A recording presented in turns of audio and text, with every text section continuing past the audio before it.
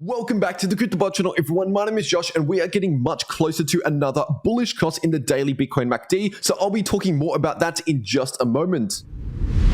First, giving you a quick update on this 12-hour Bitcoin chart, because right now the price of Bitcoin is testing this golden pocket, which is the most important Fibonacci level, and that is coming into play at around $37,000 to $38,000 per Bitcoin. Previously, this price range has already been tested as strong support, so this is important for Bitcoin to hold, because we don't have a lot of support immediately on the other side of the golden pocket, which means if we see a break below around 37,000, we could end up seeing another decent-sized drop, which is why 37K is important to pay attention to. And while we're on the 12-hour Bitcoin chart, I'll just quickly update you again on this bullish divergence, which is technically still in play, because the Bitcoin price is clearly forming lower lows while the RSI is forming higher lows. But at the same time, we have a lack in momentum in the 12-hour Bitcoin MACD. You can see in the histogram right here, it is extremely flat at the moment, which is why we've been experiencing a lot of sideways, boring price action over the past few days in particular. And in terms of this overall downtrend, you can see that over the past 2 to 3 weeks, we have not seen the same bearish momentum as what we experienced in the first couple weeks of April, due to this bullish divergence and the lack in momentum in the MACD once again. And just before heading over to the daily Bitcoin chart, giving you a quick update on this 4-hour Bitcoin chart, because technically the Bitcoin price is still forming this falling wedge pattern, which is a bullish pattern because around 7 times out of 10 it breaks to the upside, and around 3 times out of 10 it breaks to the downside. And right now this line of resistance is coming into play at around 38,500 approximately, and this line of support is coming into play at around 37.3k approximately. And as I've mentioned over the past couple days, we need to see a confirmed break above this line of resistance in order to confirm the technical price target, which is sitting at the top of the wedge, and that is coming in at around $42,500 per Bitcoin. But I want to make it clear that that price target does not come into play at all while the Bitcoin price is still below this line of resistance, obviously. And over here on the daily Bitcoin chart, you can clearly see that the Bitcoin price is still chopping around within this more neutral price range, in between around 40,000 and 37,000, because as I've been saying over the past few days, right now we clearly have a lack in momentum to either direction, and so we would only really confirm the next significant trend in the Bitcoin price if we either confirm a break on the daily chart below 37,000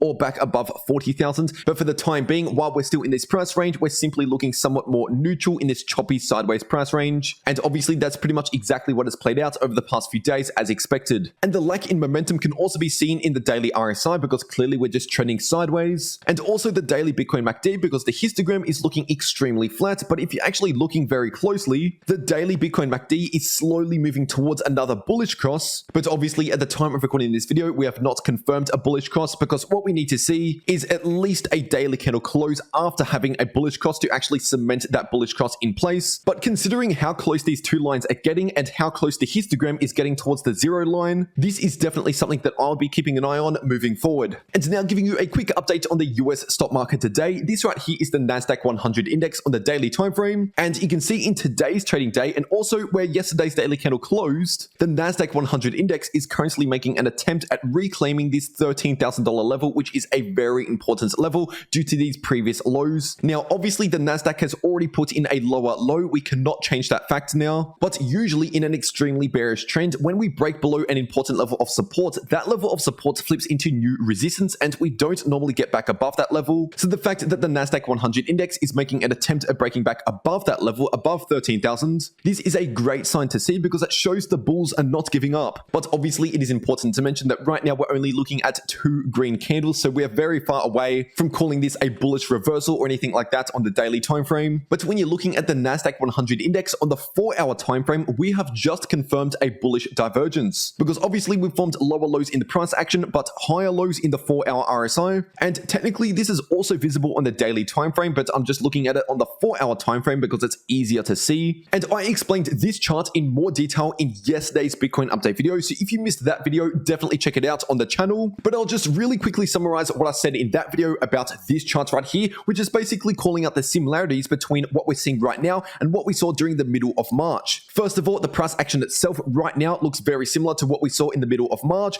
Also, obviously, we formed a bullish divergence back then as well, just like what we're seeing right now. But on top of all of that, what is very interesting interesting is right here we had a Federal Reserve meeting on the 16th of March, which is when the Federal Reserve raised interest rates by 0.5%, 50 basis points. And even though raising interest rates is bearish for the stock market and bearish really for the majority of markets, we actually ended up seeing a decent pump in most markets after that interest rate hike. And the reason why markets pumped in the following weeks after the Fed raised interest rates is because that interest rate hike in March was already priced in months before it happened, because pretty much everyone was already expecting the Fed to raise interest rates in March. And so because we got what we expected, that actually removed some uncertainty from the markets, which is actually a bullish thing for markets. Anytime you remove uncertainty, for example, there could still be a lot of market participants that are uncertain of what the Fed's decision might be at a Federal Reserve meeting, and that places a little bit of extra risk on the markets. So when that uncertainty gets removed, so basically once the Fed meeting is over and when we know their decision, if we got what we expected, that is bullish for the markets because once again, it removes uncertainty. And if we get what everyone was already expecting, that was already priced into the market the moment people started hearing about it. And so right now we're in a somewhat similar situation because we have a Fed meeting tomorrow. That is right. There's still quite a lot of uncertainty in the market leading up to the Fed meeting because obviously no one knows for sure what the outcome of the meeting will be until after the meeting. But what the majority is already expecting and what the majority has already priced into the markets is another 50 basis point hike. So basically, if we see that 50 basis point hike,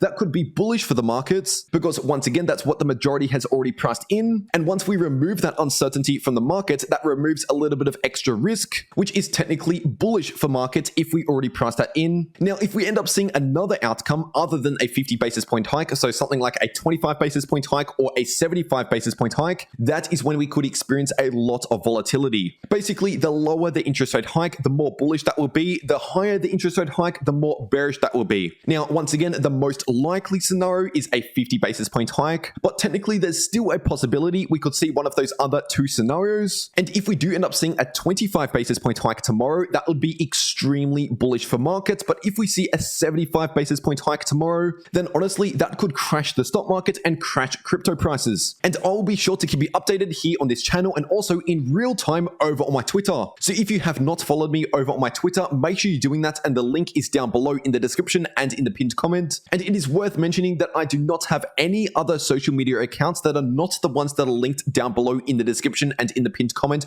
on this YouTube video. I currently have one Twitter account, one Instagram account, this verified YouTube channel, and one backup YouTube channel, which is linked down below in the description. And that is it when it comes to my public social medias. I do not have Facebook, I do not have Telegram, WhatsApp, none of that. So if you see any other social media account out there that looks like me, but it is not one of the ones that is linked down below in the description of these YouTube videos, that is simply a scammer trying to impersonate me, so please be careful. But anyway, if you want to maximize your profits in crypto, even when prices are going down, make sure to check out one of these uploads popping up right here on your screen, because in both of these videos, I show you how I make more money in crypto even when prices are going down. But anyway, that is it for this update. I really hope you enjoyed, and I'll see you all in the next video.